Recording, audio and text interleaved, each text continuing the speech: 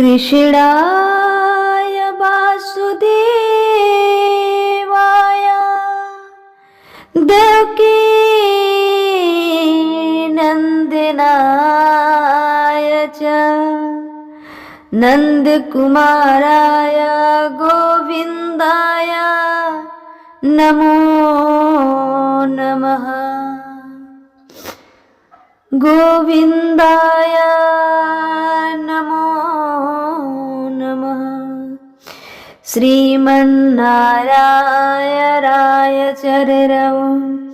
शरीरं प्रपदे श्रीमते नारायणाय नमः। राधा मेरी मात है, पिता मेरे घनश्याम।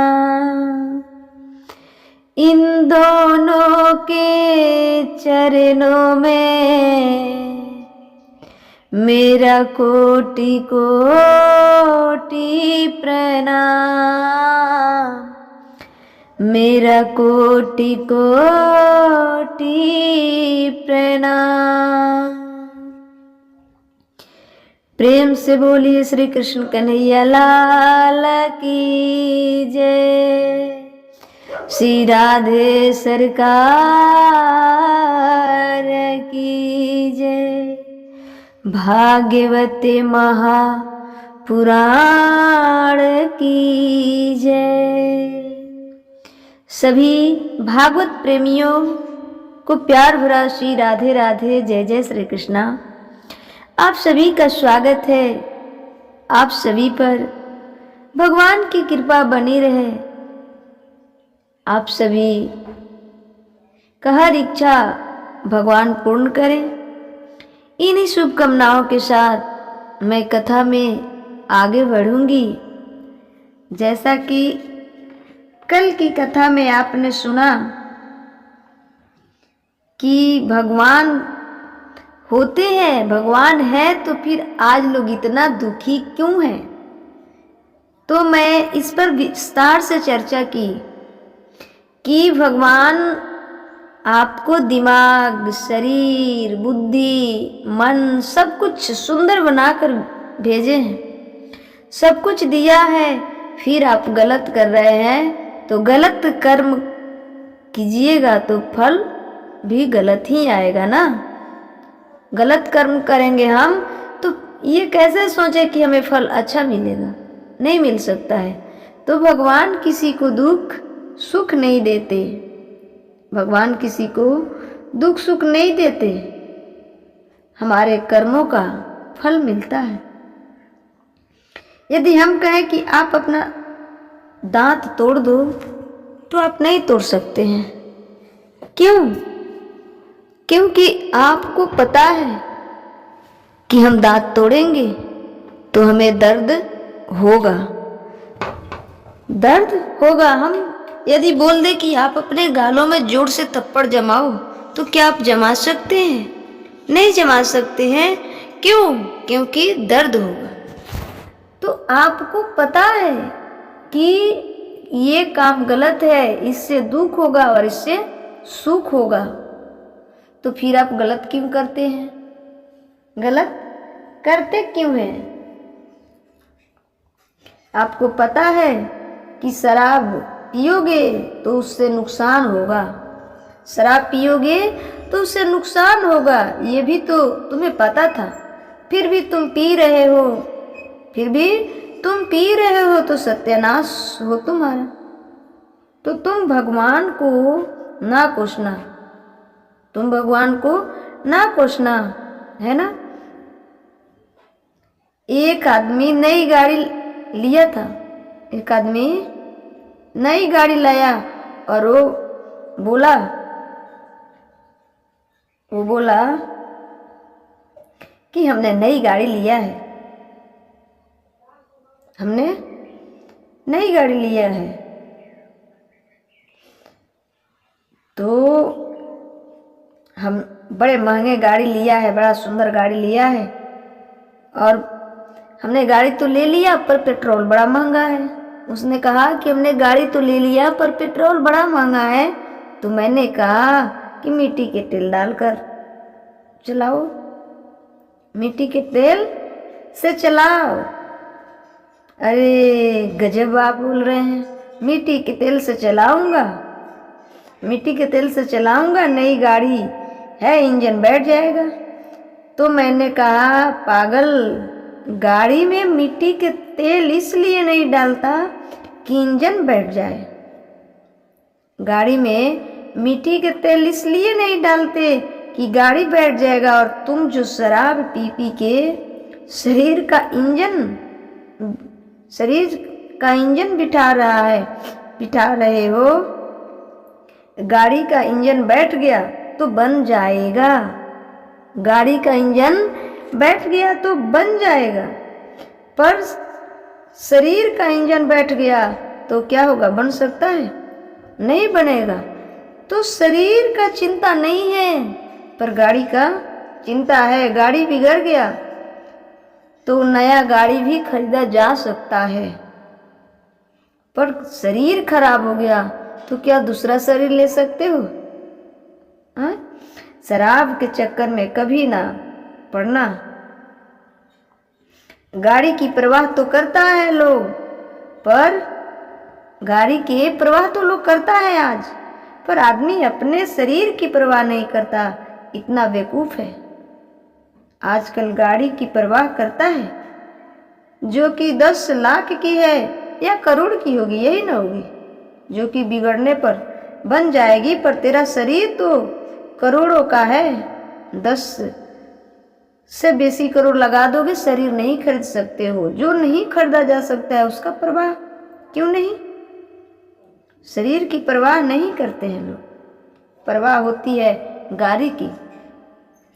यदि शरीर की परवाह होती तो शराब क्यों पीते? यदि शरीर की परवाह होती तो शराब क्यों पीते? और फिर बाद में भगवान को कोसते हो, भगवान ने दुख दिया। काहे को भगवान ने दुख दिया? काहे को भगवान ने दुख दिया? भगवान ने कहा था कि तुम्हारी अक्ल कहाँ है, तुम्हारी अक्ल कहाँ है? भगवान को कोसने लग जाते हो कि भगवान ने दुख दिया। क्या भगवान ने आपको कहा था कि शराब पियो? काहे को भगवान ने दुख दिया? भगवान ने काहे को दुख दिया? भगवान किसी को दुख सुख नहीं देते। भगवान कहा था कि तुम शराब पियो, तुम्हारी अक्ल काहे गलत निर्णय लिए? भैया किसने बोला था कि शराब पियो? किसने बोला था कि पत्नी से झगड़ा करो? किसने बोला था कि गलत व्यवहार करो? बड़े होशियार बने हो तो भोगो। इसलिए शास्त्र जो कह रहे हैं उस रास्ते पर चलो। सही गलत दोनों रास्ते आपके सामने हैं। परमात्मा किसी को सुख नहीं देता, किसी को दुख नहीं देता। परमात्मा किसी को ना सुख देता है ना दुख देता है। आदमी के अच्छे किए कर्म उसे सुख देता है और आदमी के बुरे किए कर्म उसे दुख देता है। आदमी के अच्छे किए हुए कर्म उसको सुख देता है और आदमी के बुरे किए हुए कर्म उसे दुख देता है। को न काहू को सुखे दुखे करे दाता, निज कृत कर में भोगे सब भ्राता। न देना दोष किस्मत की, विपत्ति तो सब पे आती है। जैसे दिन और रात का आना अनिवार्य है, उसी प्रकार दुख और सुख का आना भी अनिवार्य है। आज दुख है तो कल सुख होगा, कल सुख है तो कल दुख होगा, ये अनिवार्य है। तो रचा है सृष्टि को जिस प्रभु ने, वही ये सृष्टि चला रहे हैं। जिसने इस सृष्टि को बनाया है वही ये सृष्टि चला रहे हैं। ये सृष्टि हमारे और आपके हिसाब से नहीं चल सकती। ये सृष्टि हमारे और आपके हिसाब से नहीं चल सकती, तो फिर हम बिना मतलब के हम अपनी इच्छा इसमें क्यों लगाएं? परमात्मा के बनाया हुए सृष्टि है, परमात्मा चलाएंगे ना। तो हम परेशान क्यों होते हैं और गलत काम करते हैं, और सजा जब मिलती है तो भगवान को क्यों कोसते हो? जैसा कर्म होगा वैसा फल मिलेगा। बुरे कर्म करोगे तो फल भी बुरा मिलेगा, दुख भोगना पड़ेगा। अच्छे कर्म करोगे फल अच्छा आएगा और सुख भी मिलेगा। आपके कर्म पर निर्भर करता है दुख और सुख। तो ये भगवान ने संसार रचा है, बनाया है, तो वही अपने ढंग से चला रहे हैं। अब तुम्हें ईश्वर को मानना है, माने। तुम्हें ईश्वर को मानना है तो माने, नहीं मानना है चूल्हे में जाओ, नहीं मानना है तो चूल्हे में जाओ। कोई फर्क नहीं पड़ता भगवान को, कोई फर्क नहीं पड़ता भगवान को। इसलिए मान लोगे तो भलाई है, भगवान को मान लोगे तो भलाई है। कोई शिकायत करे कि हमने तो भगवान की इतनी पूजा की और हमारे घर में तो फलाना मर गया। कोई ये कहे कि हमने तो भगवान की इतना पूजा की पर हमारे घर में तो फलाना मर गया।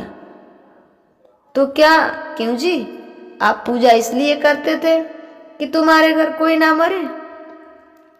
आप पूजा इसलिए करते थे कि तुम्हारे घर कोई ना मरे? क्या ऐसा हो सकता है कि पूजा पाठ करने वाले लोग उनके घर कोई ना मरे?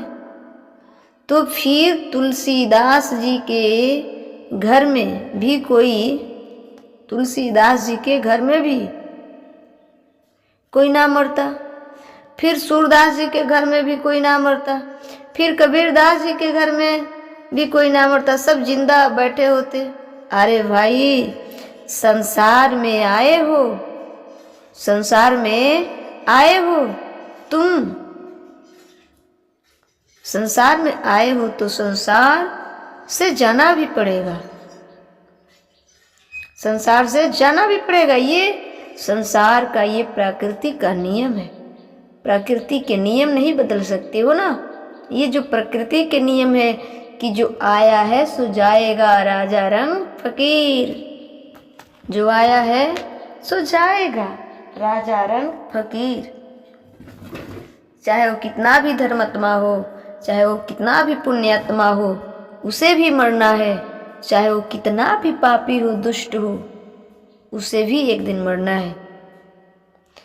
तुम कितने भी बड़े भक्त हो, तुम भक्त कितने भी बड़े हो, पर संसार का जो काल चक्र है, संसार का जो काल चक्र है वो सबके ऊपर चलता है, वो सबके ऊपर चलता है। इसलिए कोई मर गया तो आप कहो नहीं, हम पहले तो भगवान को बहुत मानते थे, हम पहले तो भगवान को बहुत मानते थे, आज कल तो हमारे घर में फलाने मर गए, अब नहीं मानते, अब नहीं मानते।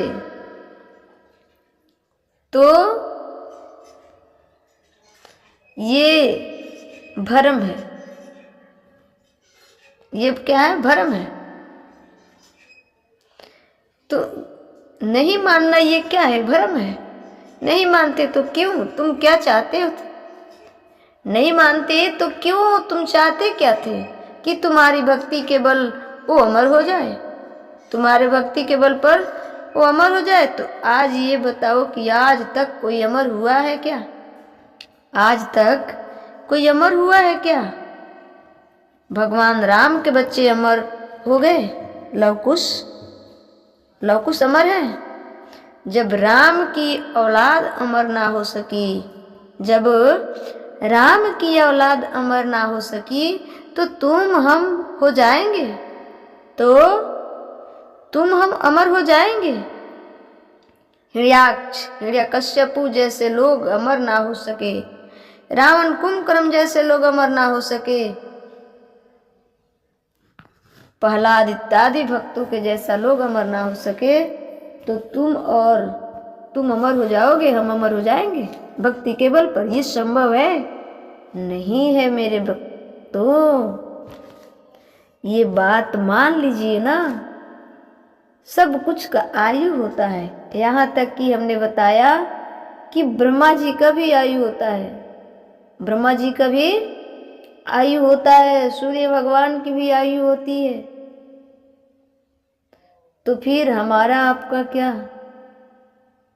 इसलिए भगवान की मर्जी जितने दिन रखे रहो, जितने दिन रखे रहो, मस्ती से रहो, खुशी आनंद से रहो और कर्म अच्छा करते रहो। कर्म बढ़िया होनी चाहिए। जितना दिन भगवान रखना चाहे खुशी से रहो, दान पुण्य करो, भगवान की चिंतन करो, सेवा करते रहो। जब बुलाए तो हंसते हंसते भगवान के धाम चले जाओ। जब भगवान बुलाएं तो हंसते हंसते भगवान के धाम चले जाओ, हंसते हंसते जाओ। रोने की क्या बात है? प्रभु हम तो हंसते हंसते जाओ और बोलो कि प्रभु हम तो यहाँ भी खुश वहाँ भी खुश। हंसते हंसते जाकर प्रभु से क्या बोलना कि प्रभु हम तो यहाँ भी खुश वहाँ भी खुश, यहाँ भी खुश और वहाँ भी खुश, वहाँ भी खुश। जहाँ आप बुला रहे हैं, जहाँ आप बुला रहे हैं, हम तो आपकी मर्जी में, हम तो आपकी इच्छा में अपनी इच्छा मिलाए हैं। हमारे कोई इच्छा नहीं है, हमारे कोई इच्छा नहीं है। भगवान जहाँ रखेंगे, जैसे रखेंगे, जिस हालत में रखेंगे, हम खुश हैं। क्या है? खुश रहेंगे, खुश हैं। जहाँ ले चलोगे वहीं मैं चलूँगी, जहाँ ले चलोगे वहीं मैं चलूँगी, जहाँ नाथ रखोगे, जहाँ नाथ रखोगे वहीं मैं रहूँगी, जहाँ ले चलोगे वहीं मैं चलूँगी। जैसे रखोगे नाथ, जैसे रखोगे नाथ वैसे रहूँगी, जहाँ ले चलोगे वहीं मैं चलूँगी। हमारी अपनी कोई इच्छा नहीं है, हमारी अपनी कोई इच्छा नहीं है। जैसे भगवान चाहे वैसे हम रहेंगे, जैसे भगवान चाहे वैसे हम रहेंगे। हमारा अपना कोई इच्छा नहीं है, हमारी अपनी इच्छा खत्म। तो भक्त क्या करता है? भक्त क्या करता है? सच्चा भक्त कौन? सच्चा भक्त कौन? सच्चा भक्त वही है जो अपनी इच्छा की, सच्चा भक्त वही है जो अपनी इच्छा ही मिटा दे। सच्चा भक्त कौन है? सच्चा भक्त वही है जो अपनी इच्छा ही मिटा दे। मेरी कोई इच्छा नहीं, मेरी कोई इच्छा नहीं। जो अपनी इच्छा लिए बैठे हैं, जो अपनी इच्छा लिए बैठा है वो भक्त नहीं, वो भक्त नहीं। सच्चा भक्त वही है जिसकी कोई इच्छा नहीं हो, जिसकी कोई इच्छा नहीं। वो तो मखमल के गद्दे में सोए तो भी भगवान की मर्जी, और जमीन पे बिना कुछ ओढ़े सो जाए तो भी भगवान की मर्जी, तो भी भगवान की मर्जी। हर हाल में भगवान की मर्जी है, हर हाल में भगवान की मर्जी है। हलवा पूड़ी मिले तो भी खुश और चना चबाए तो भी खुश। हलवा पूड़ी मिले तो भी खुश, चना चबाए तो भी खुश। ठीक है, खुश, हर हाल में प्रसन्न है, हर हाल में प्रसन्न है, हर हाल में भगवान की चिंतन करता रहे, भगवान की चिंतन ना छूट पाए। जो होना है हो रहा है, जो होना है होगा, उससे हमें क्या लेन देन। सब में भगवान की इच्छा है, जो सब में भगवान की इच्छा मान जाए वही तो सच्चा भक्त है। वही क्या है? सच्चा भक्त है। सच्चा भक्त का ये लक्षण है। भगवान जैसे भी रखे खुश है। हलवा पूड़ी खाए तो भी खुश, चना चबाए तो भी खुश, तो भी खुश। बिना बिस्तर के नीचे सो गए फिर भी खुश, गद्दे के बेड मिल गए तब भी खुश, खाए तब भी खुश, ना खाए तब भी खुश। भगवान की चिंतन बनी रहे। और वैसे भक्त भगवान के सबसे प्रिय होते हैं, सबसे प्रिय होते हैं। वही सच्चा भक्त है, वही सच्चा भक्त है। और भगवान से प्रार्थना करे कि ये सरकार, हम किसी भी हालत में रहें पर हम आपको ना भूल पाए। जब भक्त भगवान को नहीं भूल सकता है तो यदि किसी कारणवश भक्त भगवान को भूल जाता है ना, तो भगवान भक्त को याद कर लेते हैं। इसलिए सच्चा भक्त बनो।